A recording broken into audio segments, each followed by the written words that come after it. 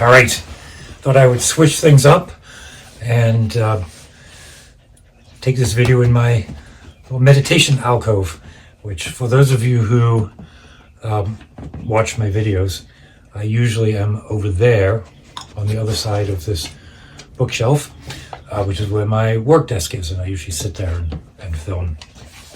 But I thought maybe to talk about meditation, I would sit here. The dog's a little bit confused because usually when I meditate, I'm facing the other way. But behind me here now is my altar and some images. Behind the camera now is just a blank wall, so it's not as interesting. So we'll see. But this guy here, Baron, is the one who usually is actually sitting with me. The other dog, Izzle, comes in at the end. He hears me finishing up and comes running in with a toy. But Baron's really the one who sits with me. So, the idea of the examined life, and specifically, we are the examined, not the examiner. I find this is really helpful as a prompt to get away from the idea of a permanent, established reference self that is doing things. So, follow the thread here. This is kind of what I've been thinking about lately. When we meditate, there's a lot of things going on, but one of the sort of shared, consistent ideas of meditation is that we're examining the nature of mind. We're examining how our thoughts work, and specifically how we're attached to thoughts, and how we tend to operate on the idea that there's a thinker of the thoughts, and that these thoughts are things that happen to us, to some kind of entity within our being, to which the phenomena, thoughts, and experiences are happening. And so when we examine the examined life, that sort of Socratic idea or the Stoic idea of the examined life, it's easy to take the idea of maybe journaling and seeing it as a self who is writing the events that have happened to me. But I would propose that what it really is an examination of the habits that we have promulgated, and that we are the accumulated output of those habits. So it's common saying that we are our habits. But I want to challenge that just a little bit, because that still assumes that there's a me who is doing the habits. But here's the experiment. For the last 50 days or so, I'm on a 75-day program, 75 hard, for those of you who recognize that or are interested in looking at it.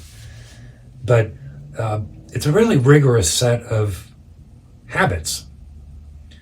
And one of the things that's become really apparent, first, I feel great. There's exercise, there's some diet, there's a water consumption goal.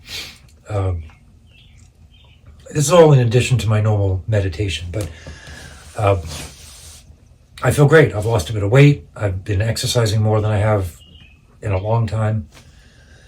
And it's easy to think that I am feeling great, that I've accomplished something, that I've reached a certain level of fitness or discipline or consistency.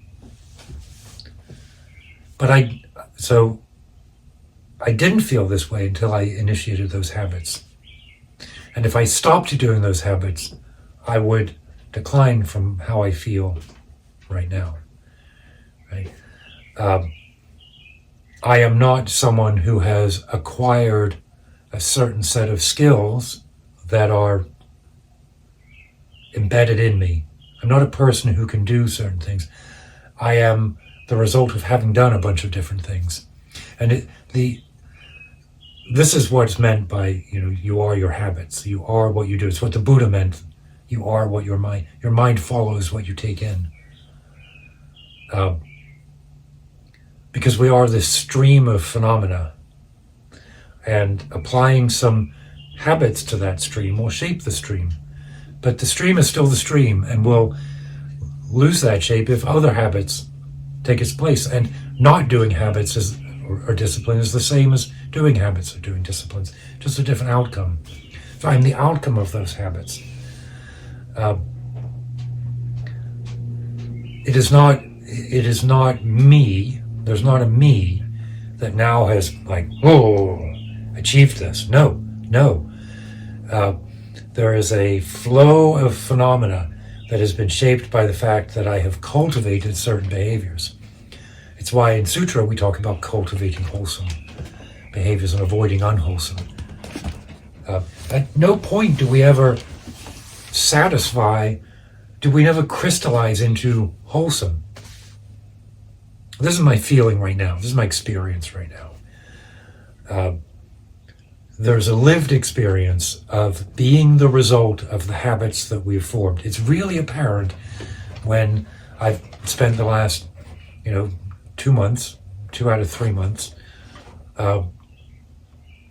exercising, drinking water, in addition to my meditation.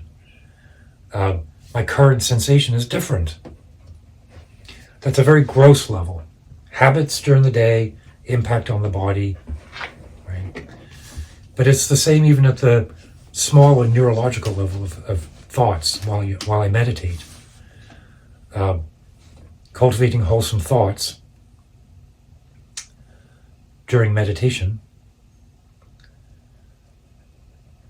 alters the outcome of the flow. It's the only thing that will, because there isn't anything else to change. There isn't there's a body. Don't look. But my body has changed because of daily practice. And my mind changes because of immediate controls or focus on the thoughts. It's why it's so urgent to stop using social media. I struggle with this. Well, in fact, what I've been realizing is that social media is the problem. But the real problem is my fucking phone. It's not just that the social media is garbage. It's the act of holding my phone in front of my face and just ignoring everything around me. It's like a drug. It's a physical, the phone itself. Social media is riding, but social media is a parasite on the phone. The phone is the disease. I saw a metric on my phone. I picked that phone up 200 times in a day. 200 times. And let's assume that I'm not picking it up as often between 8 a.m. and 4 a.m. Let's assume that there's 8 hours a day where, I'm not doing it. What am I doing picking up my phone 15, 20 times an hour? I bet there are hours during the workday when I'm picking my phone up 30 times in an hour. Doing what? I don't know. So, anyway, that's a bit of a tangent there. But you see, what if I were to simply turn off my phone, which I'm not going to do because I need it. I work with it. Within a month, my entire metabolism would change. I think this is what McLuhan was talking about as well, when he talked about hot and cold, the intake mechanism of the media, and the flip of the media. The medium is the message is just a part of what is really powerful about McLuhan. He talked a lot about sort of the exteriorization of our nervous system through this electronic media. And remember, He was just talking about television and telegraph and telephone. I don't think he was anticipating the internet. I don't think he did. He was visionary, but he was spiritually visionary. And I don't think he anticipated that technology. He just was right on, even with the technology that was available in the 60s and 70s. So we are our habits. So make a conscious decision to pick some and do them every day. When I start with the meditation class, people ask, well, how much should I meditate? Do I need to meditate an hour a day? No. You know what you need to do? You need to meditate every day. And if that's 20 minutes or 1 minute, it doesn't matter. Do it every day, 1 minute a day. And then you're in the stream. Everything after that is just details. The difference between a minute a day and an hour a day is not as great as the difference between no minutes a day and 1 minute a day. The difference between no minutes and 1 minute is infinite. The difference between 1 minute and an hour is just effort. It's not, the shift is from 0 to 1. So get to 1 minute a day, every day. That's the thing. So anyway, it's Friday before Memorial Day weekend here in the US, so it's a long weekend. I'm actually on vacation from work today. The Friday we're driving out, so I'm gonna wrap this up and edit it later tonight, put it up there. Let me know what you think about the space, and neither of my dogs are with me. They can tell that I'm not really meditating. So keep your wits about you.